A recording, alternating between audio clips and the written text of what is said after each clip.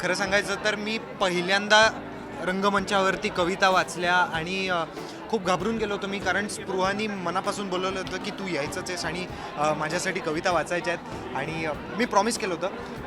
दुसरी गोष्ट, जेव्हा मी आलो इथे स्टेजवरती सुबोधदादा होता, जितेंद्र जोशी होता, चिन्मय मांडलेकर होता, मृण्मयी होती, वीणाताई होती, आदिनाथ होता आणि बरीच मंडळी होती. त्यांनी इतक्या सगळ्यांनी सुंदर कविता म्हटल्या की ते ऐकून पूर्ण तो तासभर हरवल्यासारखं वाटत होतं. आणि खास करून स्पृहाची उपास नावाची कविता वाचताना मलाच भरून येत होतं सारखं सारखं, पण ते प्रेक्षकांच्या समोर असल्यामुळे थोडा औंढा गिळून आणि आवरून घेतला असू. पण मला खूप अभिमान वाटतोय स्पृहाचा. खूप छान वाटतंय की ती मुलगी इतकं काय काय करत असते. ती नाटकात काम करत असते, चित्रपटात, सिरियलमध्ये, त्याचबरोबर कविताही लिहित असते आणि आता तिच्या दुसऱ्या पुस्तकाचं प्रकाशन झालेलं आहे. सो खूप खूप शुभेच्छा तिला. आणि मला खात्री आहे की ती सुद्धा पुढे एक खूप मोठी कवयित्री, खूप चांगली अभिनेत्री म्हणून ती ओळखली जातेच, पण एक खूप मोठी कवयित्री म्हणून सुद्धा ती ओळखली जाणार आहे याची मला गॅरंटी आहे.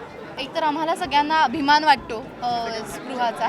याचं कारण म्हणजे अत्यंत नेमकेपणाने ती लिहिते, खूप छान लिहिते. आत्ता अजून कविता संग्रह तर वाचलेला नाही, कारण नुकता ताजा तो आमच्या हातामध्ये पडलेला आहे. पण स्पृहा मैत्रीण असल्यामुळे तिच्या अनेक कविता याच्या आधी आम्ही वाचलेल्या आहेत. हल्ली व्हॉट्सॲप ही खूप प्रभावी माध्यम आहे आपली, काय म्हणणं एकमेकांपर्यंत पोहोचवण्याचं. तर त्याचा खूप चांगला उपयोग काही मंडळी करतात आणि त्या मंडळींपैकी बरेच जण आपल्या इंडस्ट्रीतले आहेत. तर अशा ग्रुपवरती आम्ही कविता आणि हे ते कायम एक्सचेंज करत असतो आणि उत्तम लिहिते. आज तिचा हा दुसरा काव्यसंग्रह प्रकाशित झाला.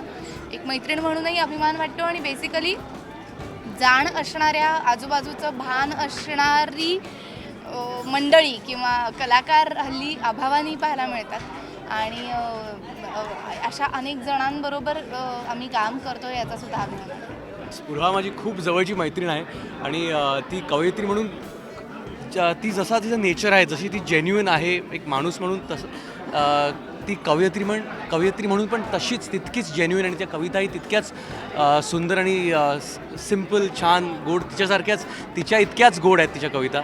आणि तिने मला आज बोलवलं इथे काव्य वाचनासाठी. तिच्यावर मला खरंच धडकी बसली होती, कारण हे सगळे दिग्गज कवी सगळे जितू बितू ह्यांच्यासमोर बापरे, मला वाटलं काय डिली पडेल जरा, म्हणून खूप रिहर्सल करून मी बसलो.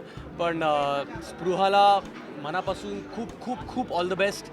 आणि मला खात्री आहे की तिचा हा संग्रह खूप फेमस होईल आणि सगळ्यांना खूप आवडेल. तर स्पृहा त्यामध्ये कविता पाठवत असते. तर त्या कवितांवरून एक असा अंदाज आपण बांधू शकतो की स्पृहा ही अत्यंत बेसिकली एकतर चांगली कविता करणं, कविता ही स्वतःच्या विचारांची अभिव्यक्ती आहे. त्यामुळे तुम्ही जे व्यक्त करता आहात, तुम्ही जे तुमचं अंतरंग आहे तेच तुम्ही मांडण्याचा प्रयत्न करता. काही तुम्ही असता, काही आसपासचं पाहणं असतं, तुम्ही अनुभवलेलं असतं, काही इतरांनी अनुभवलेलं असतं. त्या सगळ्यांची गोळाबेरीज जी असते ती त्यात येत असते. तर ते स्पृहा खूप चांगल्या पद्धतीने प्रकट करते. अनेक प्रसंगी मी जितक्या तिच्या कविता वाचतो त्या साध्या असतात, पण त्याच्यामध्ये तिच्यावर खूप उपमांचा आणि ते खूप मेटाफर वापरते. खूप चांगल्या शब्दांचा खूप प्रभाव आहे तिच्यावर. जुन्या मराठी कवितांचा खूप प्रभाव आहे. तर त्या वाटेनं ती जाते ती स्पृहा. पण काही वेळेला काही प्रसंगी अत्यंत उत्कट असा स्वतःचा अनुभवसुद्धा ती देऊन जाते. स्वतःची जी कधीच वाचनात आलेली नाही अशी एखादी प्रतिमा देऊन जाते. अशी एखादी पटकन ते चित्र देऊन जाते ती तुम्हाला. काहीतरी वेगळं म्हणणं आहे तिचं.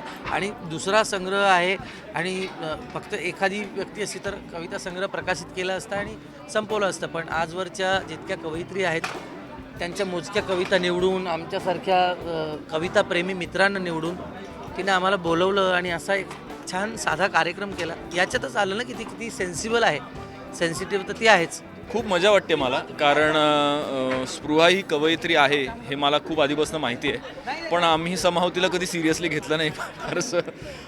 पण तिच्या कविता मी ह्या आधीही वाचलेत. इनफॅक्ट तिची गाणी असलेलं एक नाटक मी केलेलं आहे आणि त्या तिच्या कवितेचा तिची पॉवर एवढी होती जी मला तेव्हाच जाणवली होती की तिची कविता जेव्हा प्ले व्हायची त्या नाटकात तेव्हा आपोआप माझ्या डोळ्यात पाणी यायचं.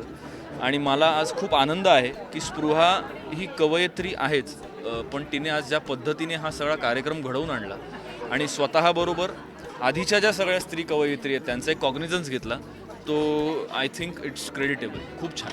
मी खरं सांगू का, मी खूप घाबरलो होतो, कारण ह्याच्या आधी मी मंचावरून असं जाहीरपणे कधीच काव्यवाचन केलेलं नाही आहे. कारण कवितांच्या बाबतीत मी टोटल ढ आहे असं माझं ठाम मत आहे.